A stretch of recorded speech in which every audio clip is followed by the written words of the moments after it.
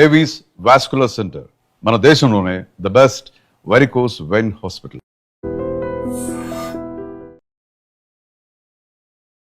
Welcome to iDream media.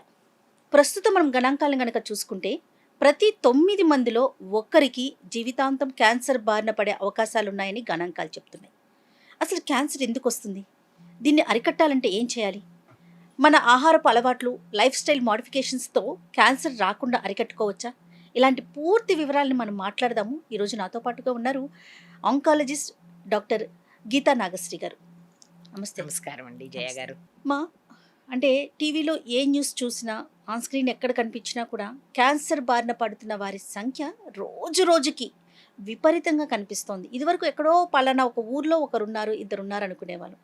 అది కాస్త ఊరు కాస్త ఇల్లు కాస్త మన ఫ్యామిలీకే వచ్చేసిన పరిస్థితుల్లో మనం ఉన్నాం.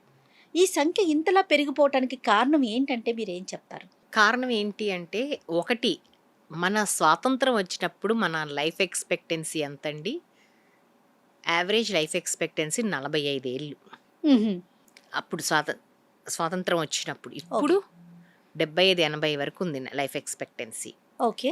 ఇప్పుడు as you grow old cancer risk అనేది ఎక్కువ ఉంటుందండి.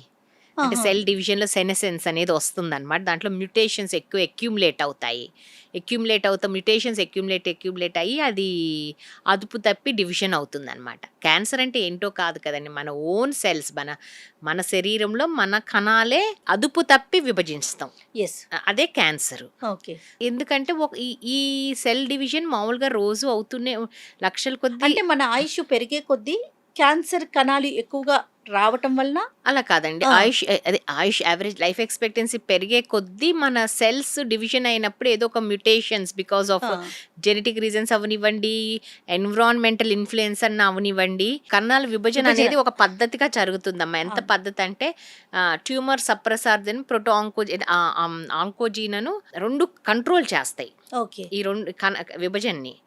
ఆ కణాల్లో ఆ జన్యుల్లో జీన్స్లో ఏదన్నా మార్పు వచ్చింది అనుకోండి, మార్పు వస్తాం వలన మ్యూటేషన్ అక్యుములేట్ అయింది అనుకోండి, ఆ కంట్రోల్ చేసే గుణం అనేది పోతుంది. సో ఈ ఐదర్ ఆఫ్ ద జీన్స్లో ఒక్కదానికి మ్యూటేషన్ ఉండి అక్యుములేట్ అయ్యి, ఇప్పుడు ట్యూమర్ సప్రెసార్ జీన్లో మ్యూటేషన్ వచ్చేసి ఆ సప్రెస్ చేసే గుణం పోయింది అనుకోండి, అది అవసరం లేకపోయినా అంటే మితిమించి విభజిస్తాయి అన్నమాట. కంట్రోల్ లేకుండా ఇష్టం వచ్చినట్టు విభజిస్తాం వల్ల ట్యూమర్ ఫామ్ అవుతుంది. ఎక్కడైనా శరీరంలో ఎక్కడైనా ఫామ్ అవ్వచ్చమ్మా. అది బినైన్ అవ్వచ్చు, ఆ ట్యూమర్ మ్యాలిగ్నెంట్ అవ్వచ్చు. బినైన్ అంటే అక్కడే ఉంటుంది, ఎక్కడికి సోకే గుణం ఉండదు దానికి. మ్యాలిగ్నెంట్ అంటే అది మామూలుగా రక్త కణాల్లో, లింఫ్ వెసల్స్లో చొచ్చుకుపోయి వేరే అవయవాలకి సోకే గుణం ఉంటుంది అనమాట. అయితే ఇందులో మన లైఫ్ స్టైల్ మోడిఫికేషన్స్ ఎంతవరకు రీజన్గా ఉంటాయండి? లైఫ్ స్టైల్ మోడిఫికేషన్ అంటే కొన్ని లైఫ్ స్టైల్ మోడిఫికేషన్ వల్ల ఉపయోగం ఉంటుందమ్మా. మెయిన్గా ఆహార అలవాట్లు అంటే ఏదైనా ఇన్ మోడరేషన్ అనమాట.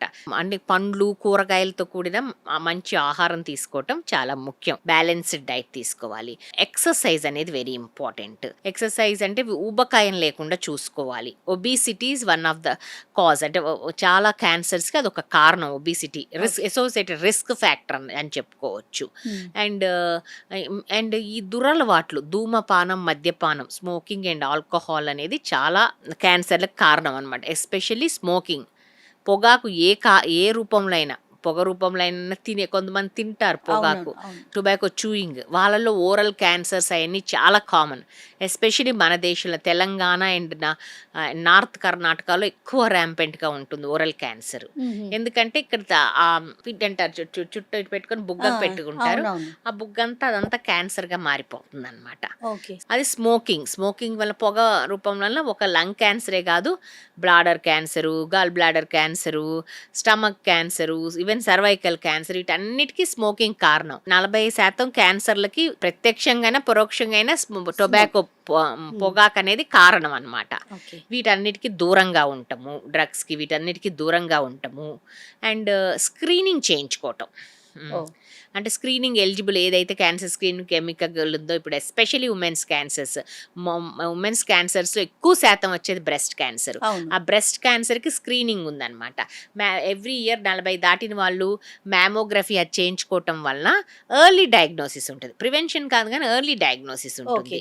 ఏంటంటే మనం చేతికి తగలాలంటే 2 సెంటీమీటర్లు ఉండాలండి. ఆ స్టేజ్కి రావాలంటే ఒక్కొక్కసారి అగ్రెసివ్ క్యాన్సర్స్ ఉంటాయి బ్రెస్ట్లో కూడా ట్రిపుల్ నెగిటివ్ అవి ఆల్రెడీ వేరే బ్లడ్లోకి వెళ్ళిపోయి వేరే ఆర్గాన్కి కూడా సోకే అవకాశం ఉంది. అందుకని మ్యామోగ్రఫీ చేస్తాం వల్ల సూక్ష్మ దశలో అంటే మిల్లీమీటర్ సైజులోనే మనకు తెలుస్తుంది.